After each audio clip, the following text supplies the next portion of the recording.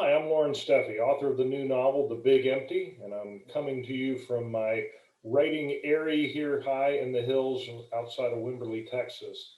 This is my virtual book tour. It's a novel set in a small West Texas town that exists largely because it was a town that was built in the midst of one of the grand old Texas ranches, one of the big sprawling ranches you may have seen in Hollywood that made Texas famous back in the 1800s. Obviously, by the end of the 20th century, things have changed a lot, and the town is shrinking, the ranch is struggling, and people are trying to figure out what's next. We have an opportunity to basically encourage a semiconductor manufacturing company to set up a chip plant in town. They decide to give them a bunch of tax breaks and things like that and try to make this happen. And so the story really centers on the conflict between the people who are moving in to work at this chip factory and the people who are already here. The main character is a guy named Trace Malloy, who's the assistant ranch manager. And he was a big proponent of bringing the chip factory in, but once it starts to happen, he begins to increasingly worry about what he has to give up in order to ensure there's a future for his son, for his town. And then the other character is Blaine Witherspoon, who is the plant manager who moves to the Big Empty from California. And he really doesn't want to be there, but he wants the opportunity that the project presents itself or presents to him. And so the conflict is really these two different perspectives that sort of come to a head here on the plains of West Texas. Well, for one thing, with nonfiction writing, the deadlines are kind of whenever you feel it's done. That was probably the biggest difference. There's not really a huge time element in terms of, having to have the book done at a certain point or the book's going to be stale if we don't get it out at a certain time. I've actually been working on this book on and off for close to 20 years. And, I was able to sort of get it to the point that I felt like it was ready to go. So I think from that standpoint, just the sort of the deadline pressure is very different.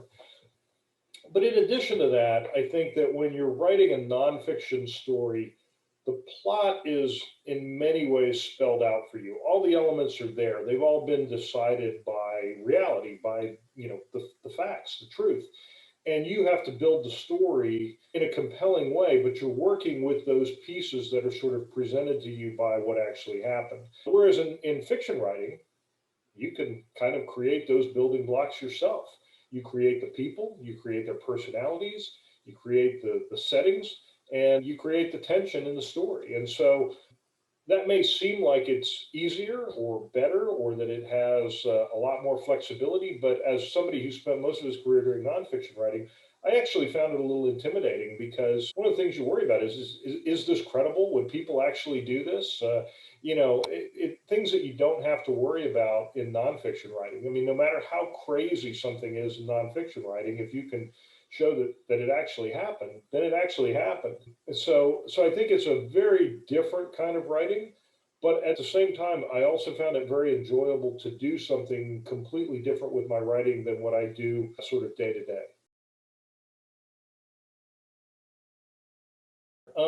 I think the answer to that is really both. And for that very reason, I think that it's always good to have a little variety in life.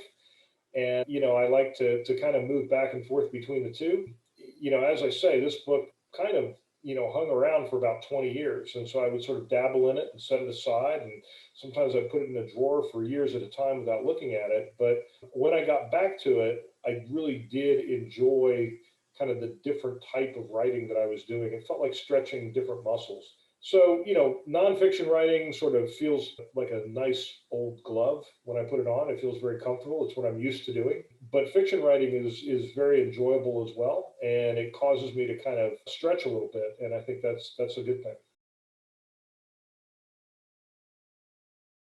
Um, you know, I don't know the moment at which I decided, hey, you know what, I'm going to write this novel. I guess from the time I was a little kid and I knew I wanted to be a writer, I always sort of assumed that I would write a novel or novels or whatever. When I thought of my career as a writer, I didn't really decide that I wanted to go into journalism until, I mean, really until I got to college.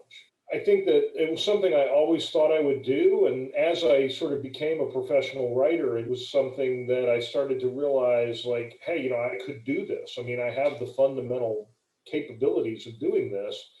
I should try it sometime. And so I don't know that there was a moment where I decided this is it. But I had an experience in the late 90s. I was working for Bloomberg News and I was actually on the technology team. But through a weird series of events, I found myself at the Matador Ranch in West Texas. And were actually at they had like a big dinner for us and they had a big cookout and all the ranch hands were there and all the people that worked for the company that owned the ranch were there and some of the other visitors. In fact, one of the people I was there to interview. And at one point, we were just kind of milling around after dinner and talking to different people. And I kind of walked over to this group of ranch hands, day workers, and they were talking about. As I walked up, the one guy said, "Well, they're lining up in Lubbock to see that new Star Wars movie, and they're waiting for hours to get in to see this movie." And one of the other guys sort of shook his head and said, I don't understand it. And then another guy said, well, I never was much of a sci-fi fan, but I guess those movies are pretty good. And it just sort of struck me the juxtaposition of seeing these, rugged cowboys talking about a Star Wars movie. And it sort of drove home the weird experience that I was in as somebody who was covering technology, who yet found himself at that moment in this place that really harkened back to an earlier time. It just sort of got me thinking about, kind of the fish out of water theme and what it would be like. What if I was actually moving there? What if I worked in technology and I was moving there or something like that? And that was kind of the jumping off point for the book. As I began to write it, I realized that I was touching on a lot of themes that I cared a lot about.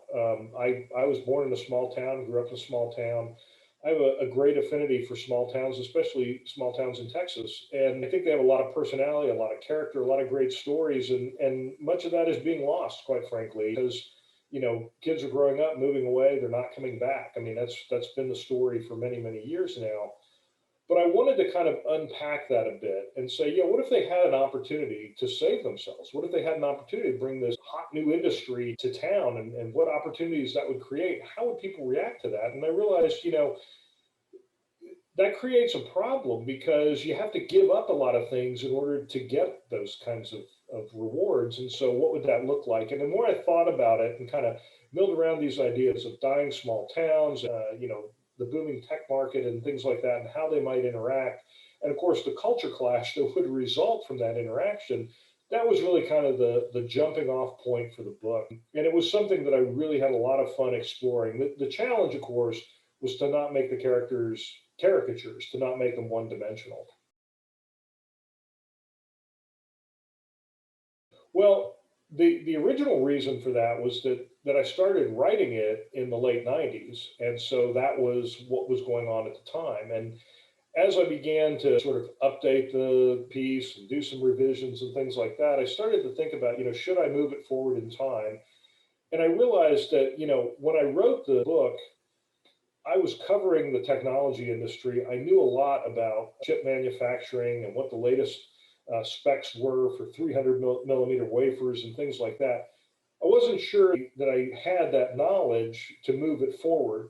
But more importantly, my fear was that while I could go out and research that and obviously uncover that knowledge, I wasn't sure that the plot would work as well. There could have been something about, the latest developments in chip manufacturing that would change everything. And I was worried about upsetting, the story that I had already kind of put together and worked really hard and that I thought worked really well.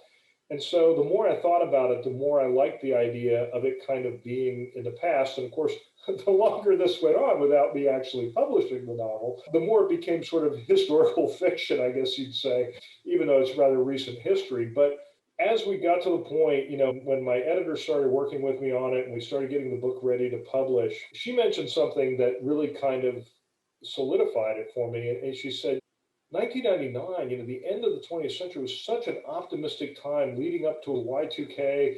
We believed that technology was going to solve all our problems in the future. It was before the terrorist attacks of 9/11. It was just this time where you seemed like, you were on the cusp of the new millennium and anything was possible. And when she said that, it made me realize that that was the perfect setting for the book. That was kind of the mindset that I wanted for the book. The idea that the future was unlimited, that the possibilities were endless. And so I actually went back and tried to incorporate more about the turn of the century into the book to kind of embellish that context a little bit. And then I think the other reason that I was pretty determined to keep it set in 1999 is that, quite frankly, I did not want the book to get mired down in the divisiveness of modern day politics. And if you think about it, so much of our political divide is, sure, it's between liberals and conservatives, Democrats and Republicans, but it's also between rural and urban. And I didn't want to have to identify the politics of the characters because I think that would have gotten in the way of the story. I wanted this to be a largely internal struggle of the two characters as they try to come to terms with this new environment that they're sort of creating together. And I was afraid that, if it happened now, you'd want to know what their politics are. Well, how can these cowboys not be, Republicans, and the guys from California must be Democrats, and so, they're never going to get along, and that didn't interest me at all. Political disputes, I think, are rather superficial, and so I really wanted to get to kind of the human story. And by keeping it in a simpler time and a less divisive time, I think that we're able to kind of avoid that issue, if you will. And so that was kind of yet another reason that the longer this went on, the more convinced I became that I really wanted to keep it set in 1999. And then, of course, the final reason is that I can say I wrote a novel about turn of the century Texas, even though, of course, it's turn of the 20th century as opposed to what most people think of as the turn of the century novels. Yeah, I think one in particular, the doctor, Dr. Lambo, was a character that I needed a vehicle. I needed somebody to be kind of a go-between, somebody who understood the big empty, who understood the town of Conquistador, which is the setting for the book, but also could sympathize with Blaine Witherspoon and the people moving in to the area. And so Doc Lambo kind of became this conduit. She could speak to both sides. She was close to the Malloy family. She had come from elsewhere, had been through a lot, settled in a small town because she wanted to practice rural medicine and feel like she was giving something back, and then ultimately came to fall in love with the place and didn't want to leave. And so that journey, her coming to realize the benefits of living and working in this place, was a way to kind of bring Witherspoon into the story and sort of in many ways humanize him. And then I wound up carrying that through sort of to an extreme because, of course, he kind of becomes infatuated with her. And, that was sort of a reflection of the fact that he's looking for anything to hold on to, right? He's in this completely foreign place, really, in many ways. He doesn't really understand what it takes to live there. So the doctor character became a very interesting person to me, and actually somebody that I would like to know more about in the future. Well, I mean, obviously, everything about the high tech aspect of the book came out of my experiences covering technology. But I think beyond that, one of the things that we were able to do in the book, and again, keeping it set in 1999 actually made this possible. Witherspoon's motivation towards the end actually comes about because of something that happened that if I had written it this way in 1999, it would have seemed absolutely ludicrous. And I probably would have been, laughed out the door. People would have said, companies don't do that. Companies don't behave this way. But again, given that we're looking at it through the lens of 20 years later, it actually becomes, appropriate, certainly possible and a little bit humorous. So I had a lot of fun with that. I think that it gave me a chance to kind of explore things that companies do that are not things you would write about in a business story, but are things that affect, the people who work for them, oftentimes not for the best. And so it gave me another chance to kind of explore a different aspect of business writing, I guess. Fictionalized business writing is kind of a different thing. Again, it's a different muscle that I got to stretch. Well, that depends on my publisher, but hopefully, if the book finds an audience and people connect with the characters, I do have an idea for a sequel. I've actually started writing and really just kind of a few scenes. I haven't really developed the full plot or anything. I have some ideas. I'd love to return to the Big Empty and see what these characters are up to all these years later, because so far what I'm thinking is that it's pretty interesting. It may be out in the middle of nowhere, but lots of interesting things seem to happen there. Well, thank you for having me. It's always great to talk about this as a book that I had a lot of fun writing, and I hope that all of you will enjoy reading it just as much. Thanks again.